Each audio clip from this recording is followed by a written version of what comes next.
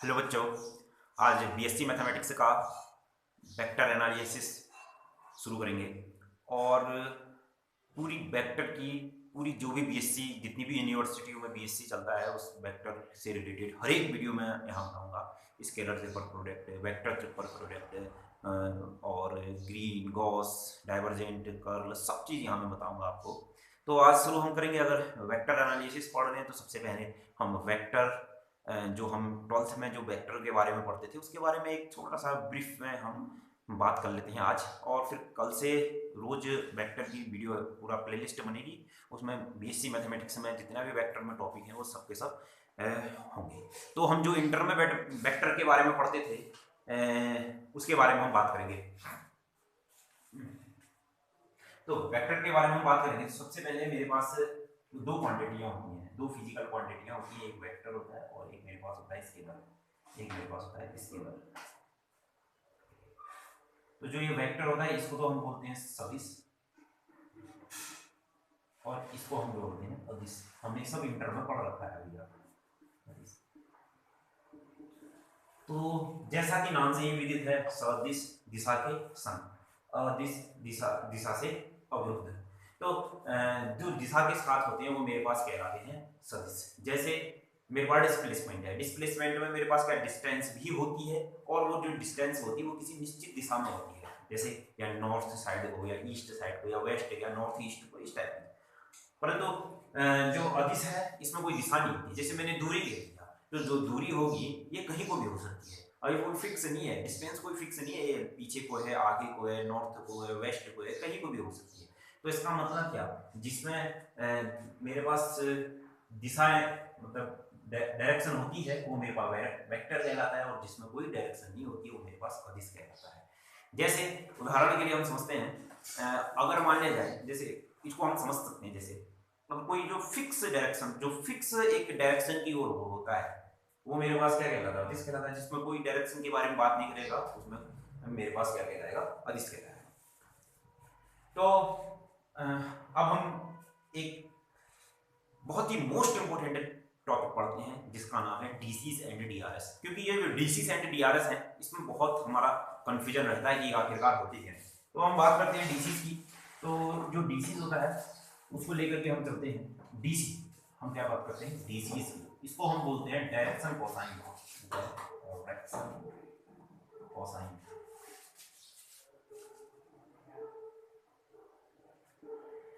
DCs direction cosine.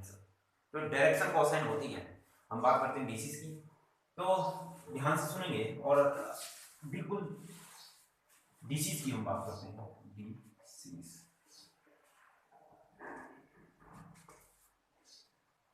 मान लिया जाए कोई मेरे पास 3D स्पेस है, ये एक्स एक्सिस है, ये मेरे पास है वाई एक्सिस है और ये मेरे पास है जेड एक्सिस है। ये बिल्कुल ध्यान में रखिए। हम कोई एक 3D स्पेस है, ये मेरे पास एक्स एक्सिस है, ये मेरे पास वाई एक्सिस है और ये मेरे पास क्या है, जेड एक्सिस है।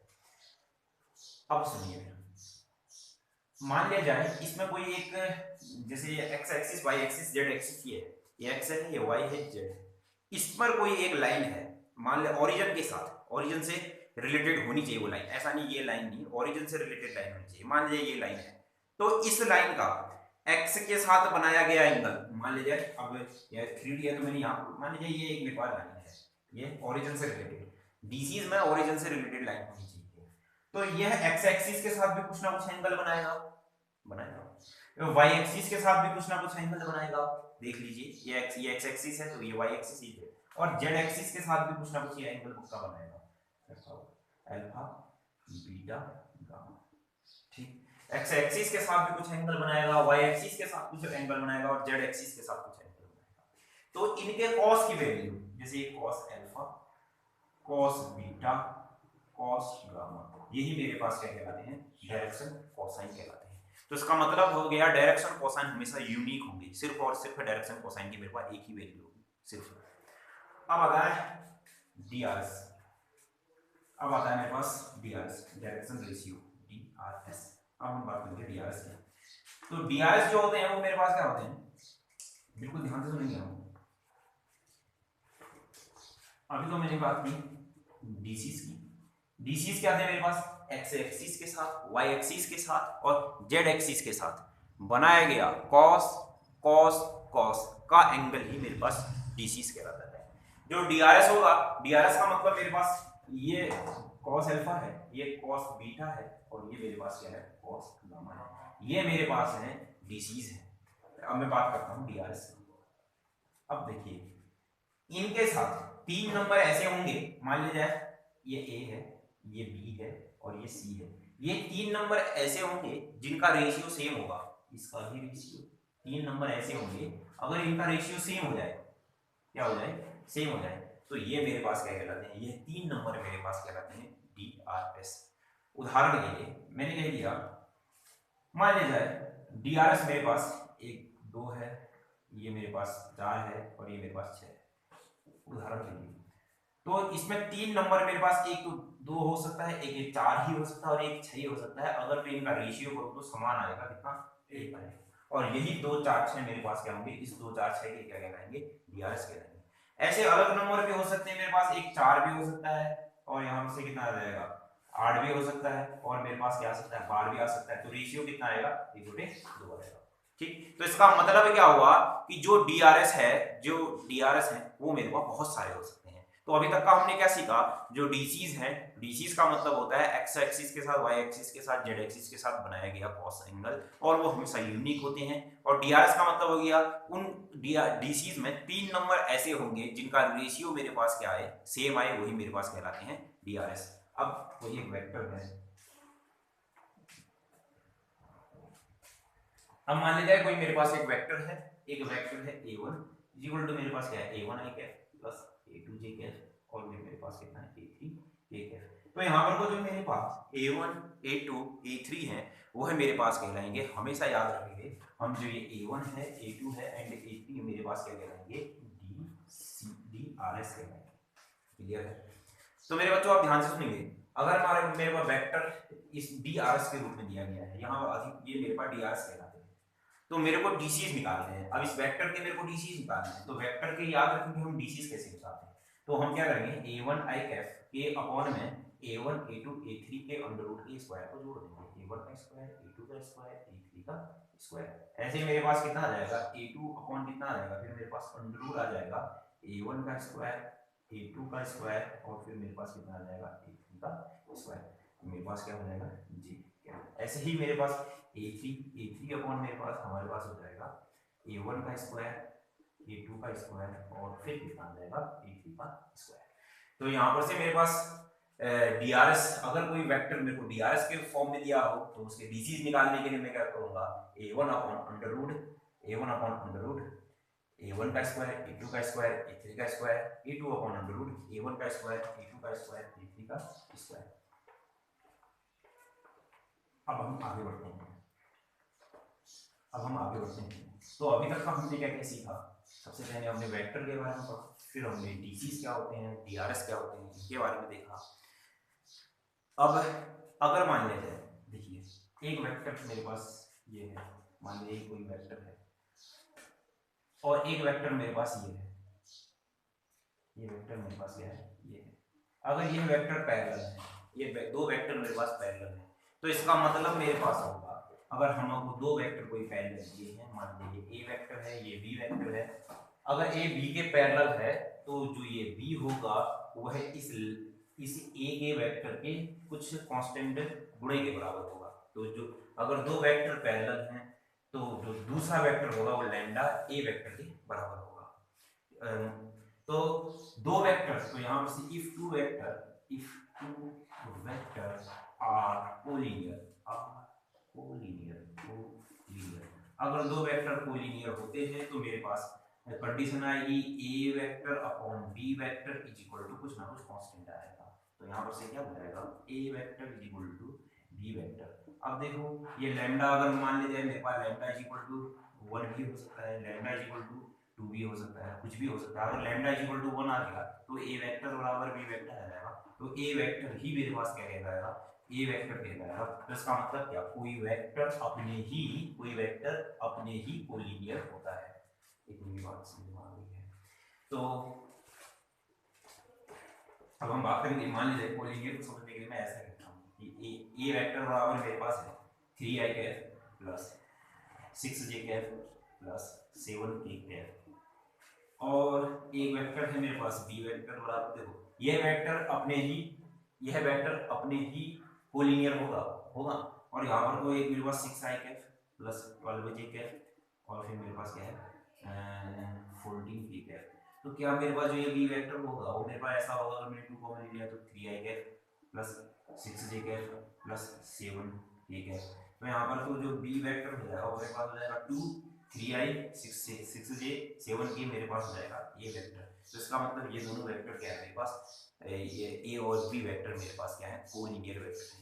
कोलिनियर वेक्टर होने के लिए एक और कंडीशन होती है कि जो इनके कोफिशिएंट हैं, इनके कोफिशिएंट का जो रेशियो होगा वो मेरे पास सेम होगा। एक बार देख लेते हैं, 6 और 3 और 6 का, 6 और 12 का, और यहाँ पर 12 है, और फिर मेरे पास क्या 7 और 14 का। तो ये सब के सब मेरे पास रेशियो सेम है, तो इसका मतलब मेरे पास क्या जाएगा, ये दो वेक्टर को लीनियर वेक्टर है। तो इतनी बात हमको समझ में आ गई है कि वेक्टर क्या होते हैं, वेक्टर को लीनियर क्या होता है। अब हम पढ़ेंगे वेक्टर का multiplication of vector, multiplication of vector. अब देखते हैं मल्टीप्लिकेशन ऑफ वेक्टर क्या होता है। अगर दो वेक्टरों का मेरे को मल्टीप्लिकेशन करना है, तो जैसे हम फंक्शनों का मल्टीप्लिकेशन भी दो टाइप से करते थे। जो फंक्शनों का कंपोजिशन हम करते थे वो दो टाइप से करते थे। या तो हम फंक्शनों को पॉइंट वाइज मल्टीप्लाई करते थे, मान लेते मेरे पास x² + 5 है तो हम इसको x² + 6 को पॉइंट वाइज मल्टीप्लाई करते थे। या फिर हम ऑपरेट करते थे एक फंक्शन का दूसरे फंक्शन में हम कंपोजिशन निकालते थे। तो अब हम ऐसे ही मल्टीप्लिकेशन करेंगे वेक्टरों का। तो ध्यान रखेंगे, अगर मैं किसी वेक्टर को किसी दूसरे वेक्टर के साथ मल्टीप्लाई करूं तो मेरे पास क्या आ सकता है, एक स्केलर आ सकता है। अगर मैं किसी वेक्टर को किसी दूसरे वेक्टर के साथ मल्टीप्लाई करूं तो मेरे पास अगेन क्या आ सकता है, वेक्टर आ सकता है। अगर मान लिया जाए किसी एक वेक्टर को दूसरे वेक्टर के साथ मल्टीप्लाई कर रहा हूं और मेरे पास क्या आ रहा है, स्केलर आ रहा है, इसका मतलब क्या, कांस्टेंट आ रहा है। देखो मेरे पास क्या आ रहा है, कांस्टेंट आ रहा है। तो मैं यहाँ पर जो मल्टीप्लिकेशन यूज होता है इसको हम बोलते हैं डॉट प्रोडक्ट। और इस डॉट प्रोडक्ट को हम परिभाषित ऐसे करते हैं, a डॉट b बराबर modulus of a modulus of b और modulus of cos theta. Yes, ऐसे ही मान लीजिए दो वेक्टर, एक वेक्टर और एक वेक्टर आपस में मल्टीप्लाई हो रहे हैं। मान लीजिए एक वेक्टर और एक दूसरा वेक्टर आपस में मल्टीप्लाई होकर वेक्टर बना रहा है, तो यहाँ पर जो मल्टीप्लाई यूज होता है वो होता है मेरे पास क्रॉस प्रोडक्ट। ये डॉट प्रोडक्ट, ये क्रॉस प्रोडक्ट। जो क्रॉस प्रोडक्ट होता है, ए का वेक्टर बी का वेक्टर साइन थीटा और फिर मेरे पास एक कांस्टेंट, एक मेरे पास यूनिट वेक्टर होता है एंड एफ। तो अभी तक का हमने दो वेक्टरों का प्रोडक्ट पढ़ा, तो थोड़ा सा इसके ऊपर हम बात करते हैं आगे की ओर। अब हम बात करते हैं component of vector, unit component of vector. मतलब हम आई जे के के बारे में पढ़ते हैं। ये आई जे के होता क्या है, आई जे के होता क्या है, आई जे के बारे में बात करते हैं। हम ध्यान से देखेंगे, देखो ये मेरे पास एक्स एक्सिस है, ये मेरे पास वाई एक्सिस है और ये मेरे पास है जेड एक्सिस है।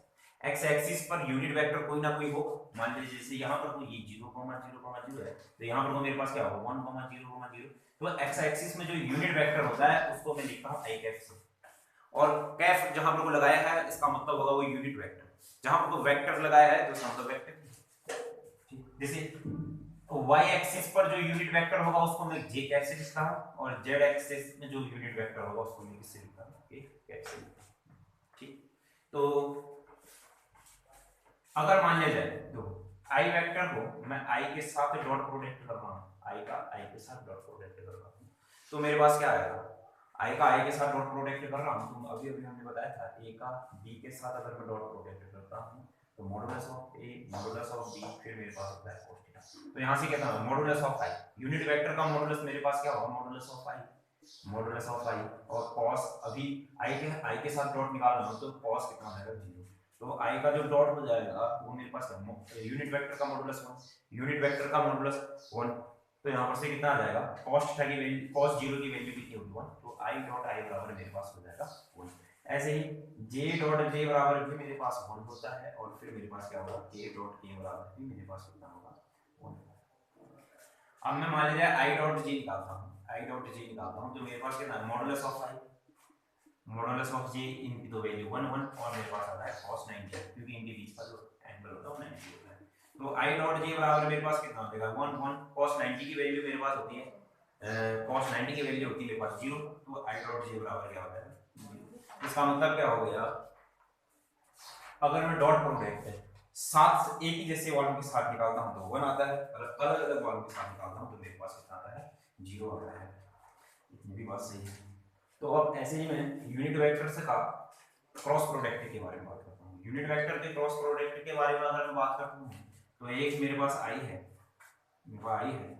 अगर मैं i का j के साथ क्रॉस निकालता हूं, i का i के साथ ही क्रॉस निकालता हूं, तो यहाँ पर से क्या, मैंने आपको बताया था एक वेक्टर का क्रॉस b वेक्टर के साथ अगर मैं निकालता हूँ तो मॉडुलस ऑफ a होता है और मॉडुलस ऑफ b होता है, फिर होता है मेरे पास sin थीटा, और एक यूनिट वेक्टर आता है। जो ये यूनिट वेक्टर होता है ये a और b के परपेंडिकुलर होता है, जो यूनिट वेक्टर होता है वो a और b के परपेंडिकुलर होता है। तो i का i के साथ मैं क्रॉस निकाल रहा हूँ, i का i के साथ, तो क्या हो, मॉडुलस ऑफ i, और फिर मेरे पास कितना हो जाएगा sin थीटा की वैल्यू 0। अब एक यूनिट वेक्टर आएगा एक, और यूनिट वेक्टर ऐसा आएगा, यूनिट वेक्टर जो इन दोनों के a और b के परपेंडिकुलर हो, तो i के परपेंडिकुलर इन दोनों में से कोई सा भी ले सकता हूं, अभी मैंने ले लिया j ले लिया, तो हो जाएगा i का गैप क्रॉस i का गैप, ये 1 sin थीटा तो 0, तो इसका मतलब मेरे पास कितना आ गया 0। तो ऐसे ही मेरे पास j का क्रॉस j के साथ निकालता हूं, j का क्रॉस j के साथ भी मेरे पास कितना आ जाएगा 0 आ जाएगा। ऐसा k के साथ k का क्रॉस भी हमारे पास कितना आ जाएगा 0 आ जाएगा। अब हम बात करते हैं मेरे प्यारे बच्चों, ऐसे i का, अब भी इसमें अलग अलग i का j के साथ क्रॉस निकालते हैं, तो modulus of i modulus of j sin theta मतलब कितना हो जाएगा sin 90 की वैल्यू 1, और इन दोनों के इस एक यूनिट वेक्टर आएगा और जो इन दोनों के परपेंडिकुलर हो वो मेरे पास कितना आएगा k कैप, तो यहाँ से i क्रॉस j मेरे पास कितना आ जाएगा मेरे प्यारे बच्चों k। तो ऐसे ही मेरे पास क्या हो जाएगा j क्रॉस k कैप बराबर भी मेरे पास कितना हो जाएगा i कैप होता है, और फिर मेरे पास क्या i j k i, और फिर मेरे पास k i बराबर कितना हो जाएगा j हो जाएगा।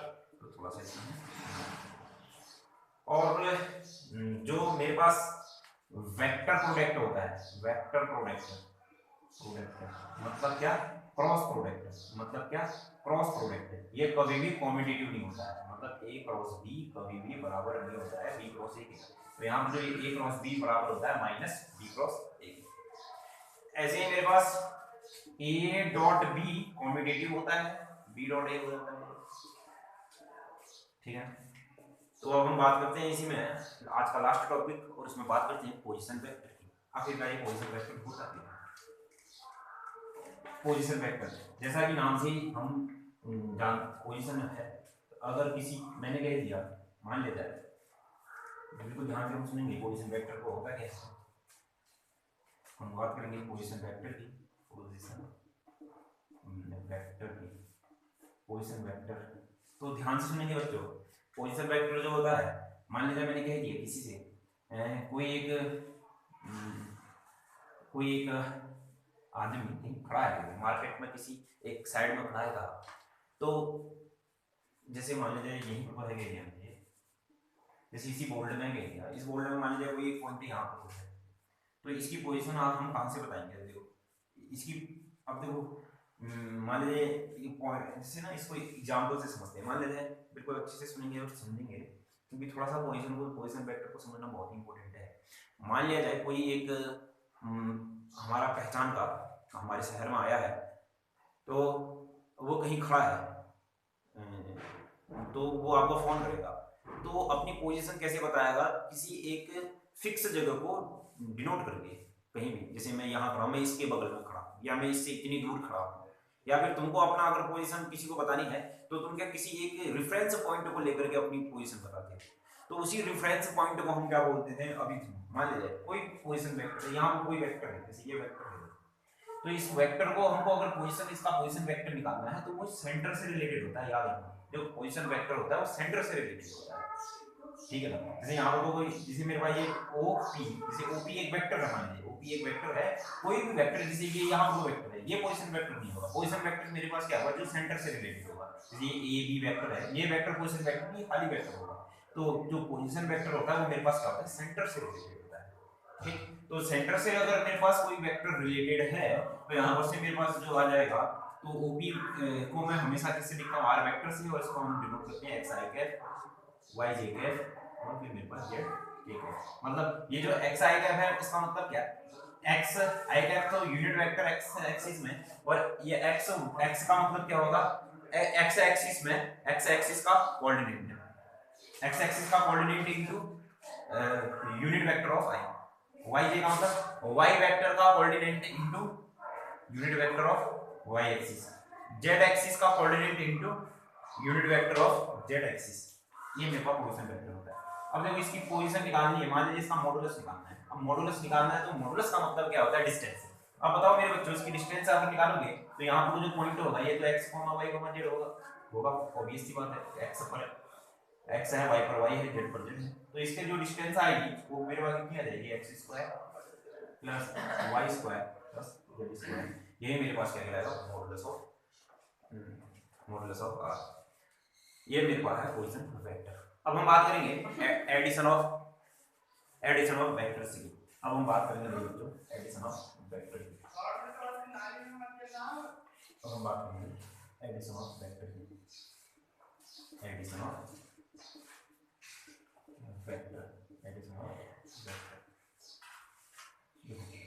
ऑफ वेक्टर का मतलब क्या होता है, मान लीजिए एक वेक्टर A है, एक वेक्टर मेरे पास B है।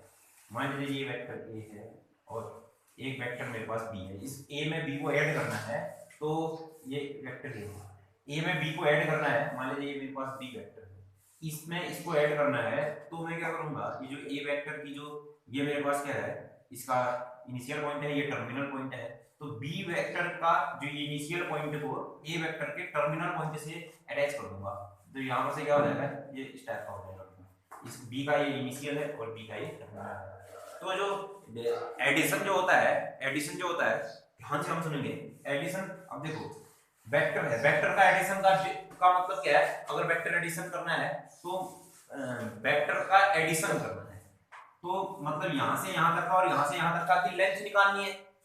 ऑब्वियस सी बात है, अगर मेरे को वेक्टर एडिशन करना है तो यहाँ से यहाँ तक, यहाँ से यहाँ तक की लेंथ निकालनी, यही तो हुआ। और वेक्टर की लेंथ में क्या करता हूँ, वेक्टर है तो वेक्टर की लेंथ तो हमेशा बहुत ही मतलब डिस्प्लेसमेंट के रूप में आती है। तो यहाँ से यहाँ तक का मैं ऐसे नहीं जाऊंगा, ये वेक्टर है, यहाँ से यहाँ तक का, यहाँ से यहाँ तक का नहीं जाऊंगा क्योंकि ये वेक्टर है। तो वेक्टर में जाने के लिए मैं क्या करूंगा, सीधे मतलब डिस्प्लेसमेंट में तो है न्यूनतम दूरी, मतलब मिनिमम डिस्टेंस।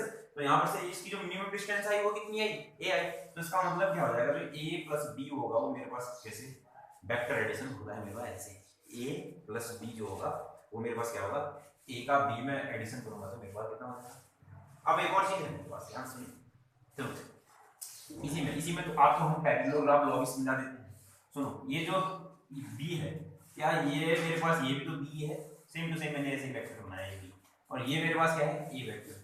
तो इसका मतलब क्या हो जाएगा, अगर मान लीजिए कोई दो वेक्टर है, जैसे ये a वेक्टर है, ये मेरे पास क्या है, b वेक्टर है, तो जो ये बीच का है ये भी मेरे पास क्या कहलाएगा, a प्लस b का खंड। तो ये मेरे पास a वेक्टर है, ये हमारे पास क्या है, b वेक्टर है। तो इसका जो बीच का वेक्टर होगा वो मेरे पास क्या कहलाएगा, a का वेक्टर प्लस b का वेक्टर। तो ये मेरे पास क्या पैरेललोग्राम। तो आज हमने प्यारे बच्चों इतना पढ़ा कि वेक्टर के बारे में, वेक्टर होता क्या है और हर एक चीज़ के बारे में। तो पूरा बीएससी का मैथमेटिक्स ऐसे हम कल से आगे बढ़ाते रहेंगे, एक एक टॉपिक पढ़ाते रहेंगे। तो मिलते हैं नेक्स्ट वीडियो।